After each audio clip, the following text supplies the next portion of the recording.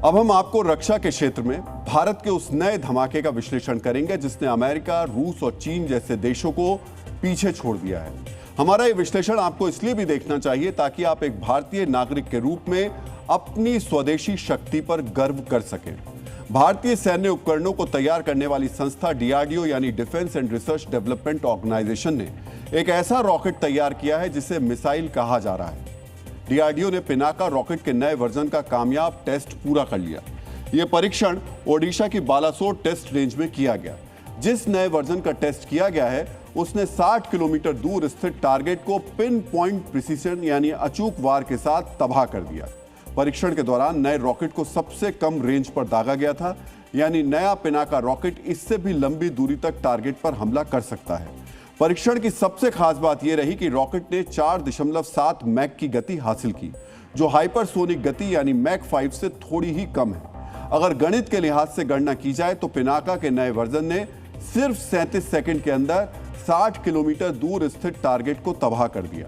जरा सोचिए, सिर्फ आधा मिनट, यानी दुश्मन जब तक पिनाका रॉकेट को अपने रडार में देख और समझ पाएगा तब तक डीआरडीओ का यह नया धुरंधर अपना लक्ष्य हासिल कर चुका होगा।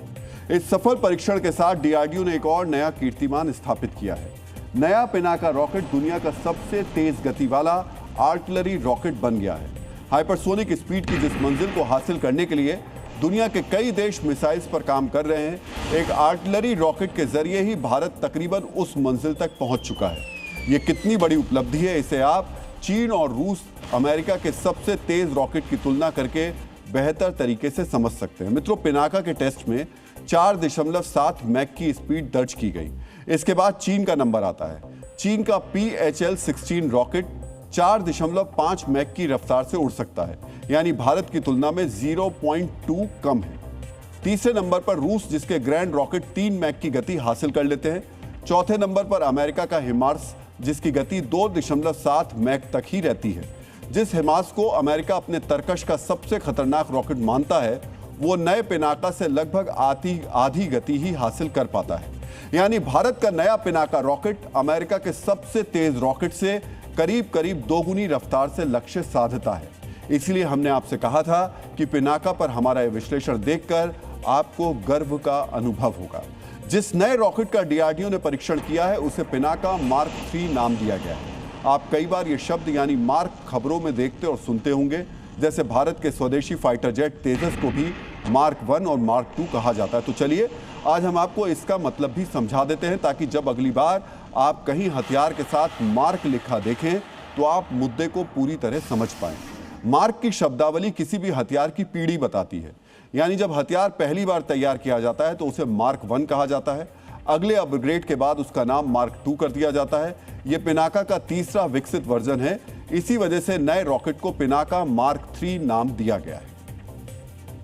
नए पिनाका की रफ्तार और मारक क्षमता आपने समझ ली। अब हम आपको बताते हैं आखिर पिनाका मार्क 3 बनाने की जरूरत क्यों पड़ी। दरअसल भारत को एक ऐसे रॉकेट की जरूरत थी जो डीप पेनिट्रेशन सिद्धांत पर आधारित हो, यानी एक ऐसा रॉकेट जो दुश्मन के क्षेत्र में घुसकर लंबी दूरी तक प्रहार कर सके। भारत की दोनों चुनौतियां यानी चीन और पाकिस्तान के लिहाज से देखें तो पिनाका मार्क 3 एक अचूक हथियार है। पाकिस्तान ने लाइन ऑफ कंट्रोल के नजदीक आतंकवादियों के अड्डे बना रखे हैं। ऐसे अड्डों को निशाना बनाने के लिए पिनाका मार्क 3 एक मुफीद हथियार है। चीन ने भी LAC के नजदीक जासूसी के लिए कई रडार स्टेशन बना रखे हैं। चीन के इन्हीं रडार स्टेशन से निपटने के लिए पिनाका मार्क 3 का इस्तेमाल किया जा सकता है। हो सकता है कि आपके अंदर सवाल उठ रहा हो कि जब भारत के पास छोटी से लेकर मध्यम और लंबी दूरी की मिसाइल्स का जखीरा है तो फिर पिनाका मार्क 3 रॉकेट क्यों बनाया गया। आतंकी गुटों से लेकर रडार स्टेशन को तो मिसाइल के जरिए भी टारगेट किया जा सकता है। आपकी इस जिज्ञासा का जवाब छिपा है मिसाइल और पिनाका मार्क 3 की लागत के फर्क में। भारत की छोटी दूरी की मिसाइल्स में से एक है प्रलय। प्रलय की रेंज 150 किलोमीटर है, जबकि पिनाका मार्क 3 की अनुमानित रेंज 100 से 120 किलोमीटर है। एक प्रलय मिसाइल के निर्माण में तकरीबन 6 से 7 करोड़ रुपए का खर्च आता है, जबकि एक पिनाका मार्क 3 रॉकेट को बनाने में तकरीबन 1.5 करोड़ रुपए लगते हैं।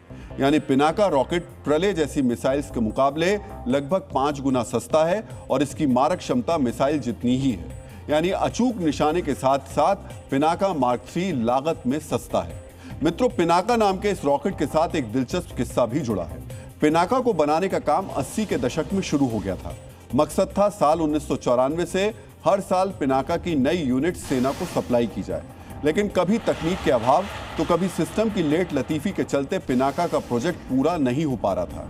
फिर आया वर्ष 1999 जब पाकिस्तान ने फरेब किया और कारगिल में पाकिस्तानी घुसपैठिए आ बैठे। पहाड़ों पर बैठे दुश्मन को भगाने के लिए सेना को लंबी दूरी के रॉकेट की जरूरत पड़ रही थी। 1999 में भी पिनाका पर टेस्टिंग की जा रही थी, लेकिन इमरजेंसी के चलते कारगिल के युद्ध में पिनाका को उतार दिया गया। मैदान में आते ही पिनाका ने युद्ध क्षेत्र की दशा और दिशा ही बदल दी। पिनाका की मार से पाकिस्तानी सेना और घुसपैठियों की कमर टूट गई। इसी परफॉर्मेंस को देखने के बाद भारत ने फैसला किया कि अब तेजी से पिनाका पर शोध और निर्माण किया जाएगा। आमतौर पर हथियार का परीक्षण करके उसे युद्ध में उतारा जाता है, लेकिन पिनाका का मामला अलग था। यह हथियार युद्ध में उतारा गया और फिर इसके विकास को गति दी गई।